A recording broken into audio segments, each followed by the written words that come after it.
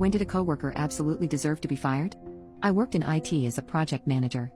A young guy in his 20s came in with a fantastic resume, and self-taught most of his skills, but that's actually a bonus in the IT world. Great phone interview. So we hired him for an entry-level position. We jokingly called him the intern because I was only a year or two older than him, so people were constantly confused about who was running the team. He had been there for about 1 month when I asked him to run into the server room and plug a thumb drive into one of the servers because I needed to hop onto a call.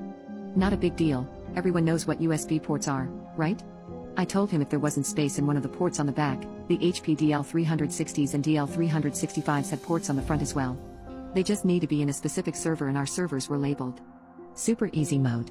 He disappears, comes back, and I'm on a call, so I wasn't paying much attention. When the call started talking about a piece of the project I had nothing to do with, I started trying to finish my work on the server, and I needed some files copied over. No thumb drive is being detected on that server.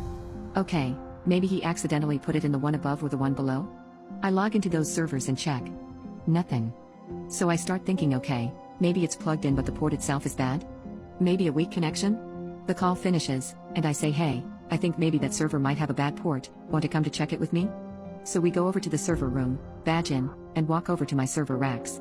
He had somehow managed to jam the USB thumb drive diagonally into one of the Ethernet ports. He actually broke some of the plastic casing off the Ethernet port, it was jammed in there so tight. Neither of us could pull it out, I had to go get one of the older guy engineers to yank it out. Somehow the USB drive still worked in the USB port when I plugged it in. The whole time, this kid is looking more and more embarrassed. I kept telling him it was fine and talking through what I was doing.